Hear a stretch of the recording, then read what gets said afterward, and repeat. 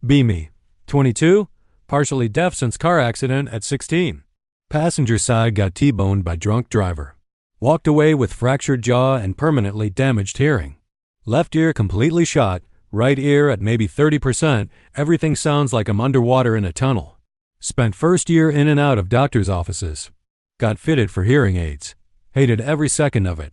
High school after the accident was hell. Kids would whisper behind my back, then act shocked when I couldn't hear. One guy kept snapping his fingers next to my bad ear. Thought it was hilarious. Told counselor. She said I needed to develop thicker skin. Stopped wearing hearing aids to class. Pretended I could hear everything. Became expert at reading lips and faking comprehension. Laughed when others laughed. Nodded at what seemed like appropriate times. Got pretty good at the charade. Some teachers never even knew. College was worse though. Lectures in huge halls with terrible acoustics. Professors who mumbled into their notes. Group work meant constant anxiety. Dating was a joke. Went on exactly 3 dates freshman year. First girl got annoyed when I asked her to repeat herself. Second one talked to her friend about me like I wasn't there. Third one straight up asked if I was slow. Gave up after that. Graduated, got remote job as copywriter. Work from home, minimal human contact. Perfect for me. 25 now, haven't been on a date in 2 years. Friends keep saying I need to put myself out there. They don't understand how exhausting it is. Pretending to hear, straining to lip read, asking people to repeat themselves. Then dealing with their annoyance. Easier to just be alone.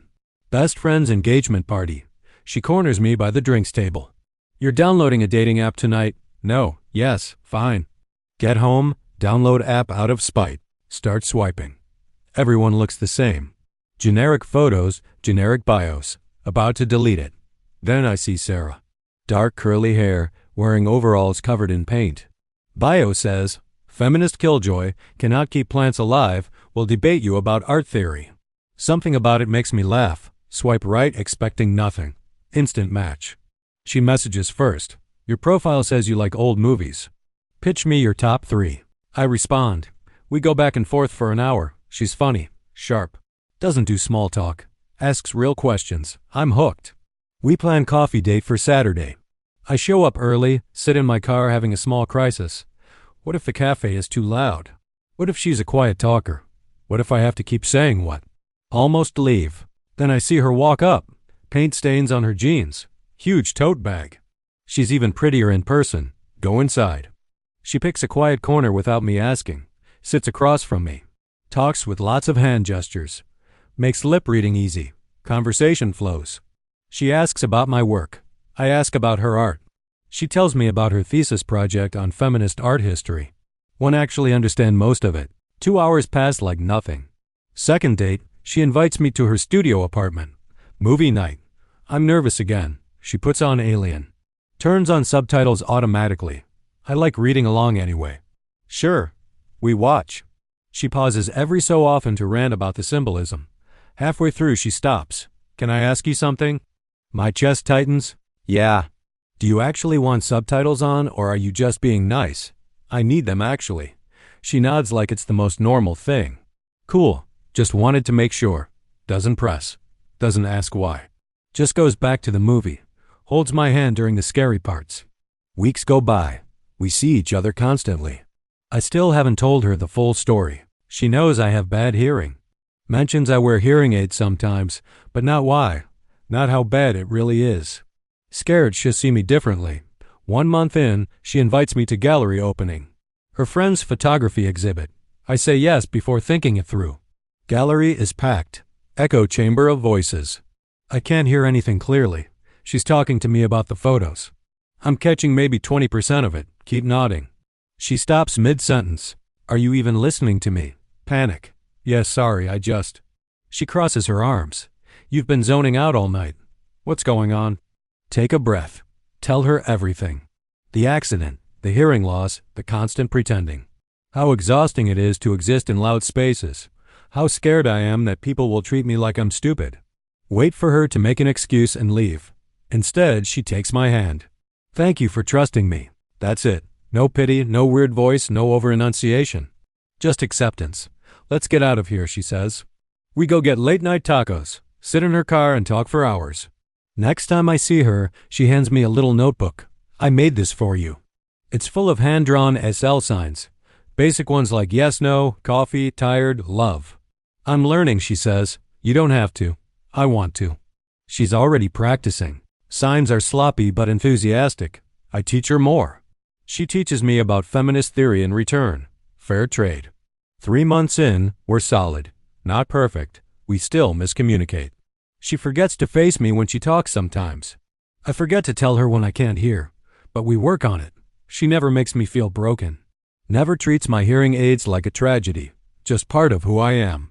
One night I'm working late on an article. She comes in with snacks. Wordlessly sets them down. Then signs. Want company. It's clumsy but correct.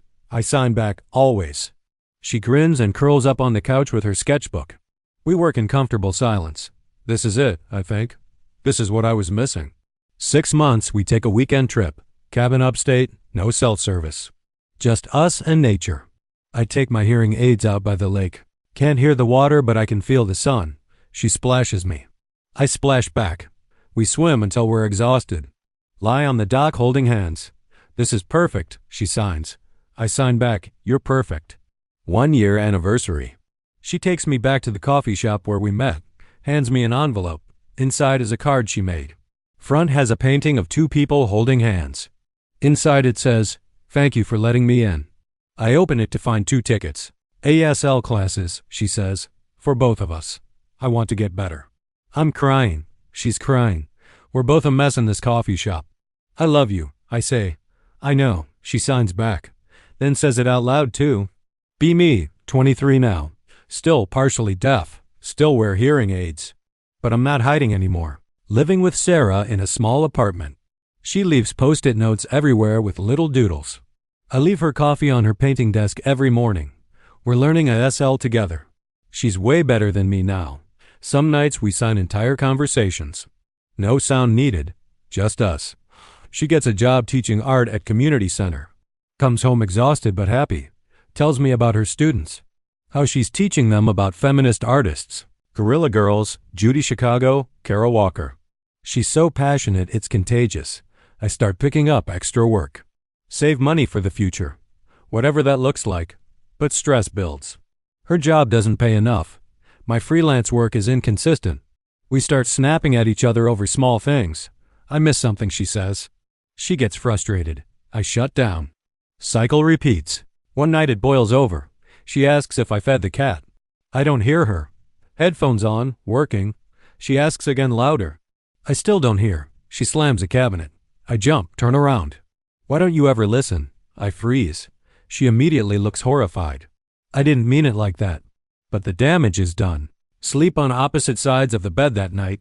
Morning comes. Awkward silence. Make her coffee anyway.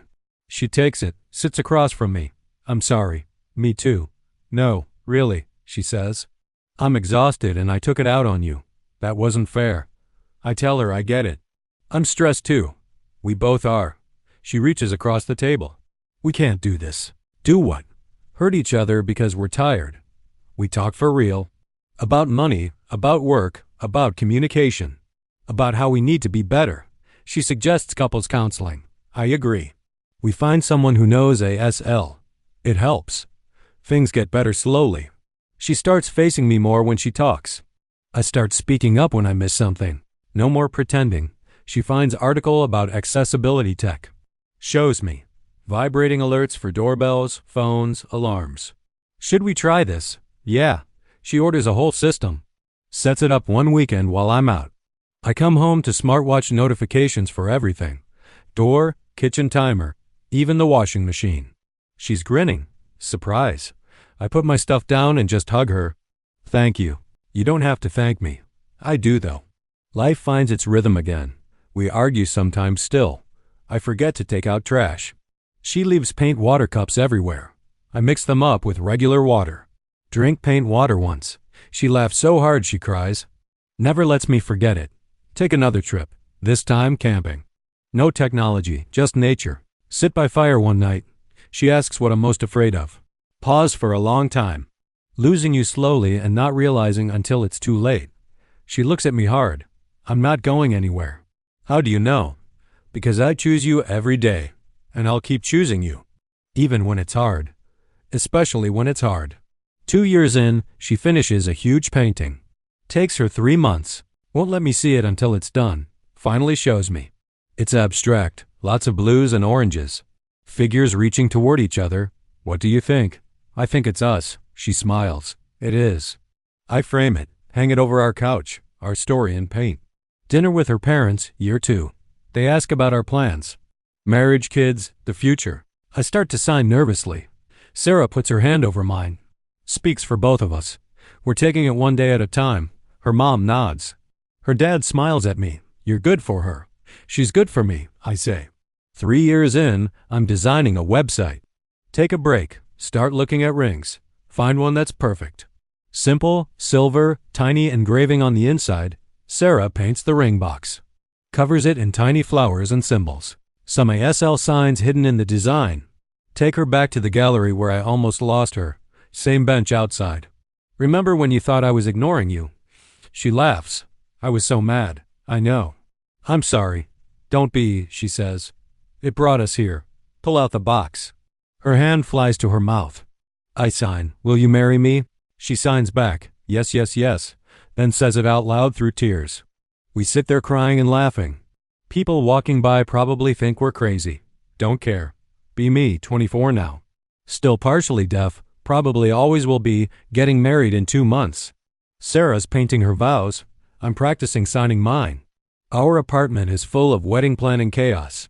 Paint swatches, fabric samples, her feminist theory books mixed with my hearing aid supplies. It's messy and perfect.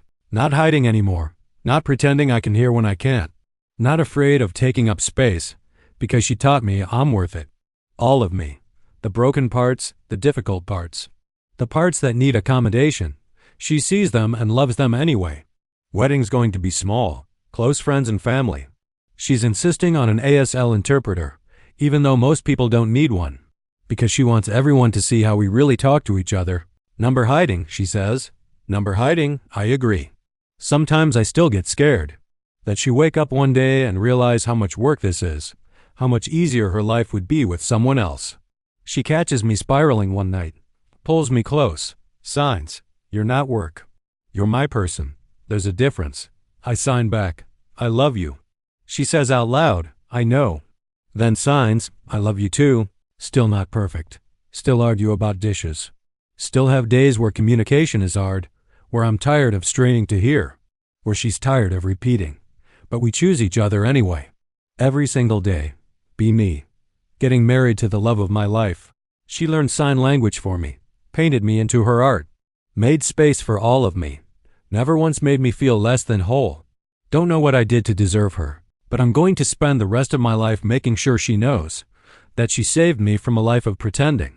Taught me that love means meeting someone where they are, not where you wish they were. Wedding day coming soon. She's painting her vows on canvas. I'm learning to sign mine without shaking. It's going to be beautiful, messy and imperfect and real. Just like us.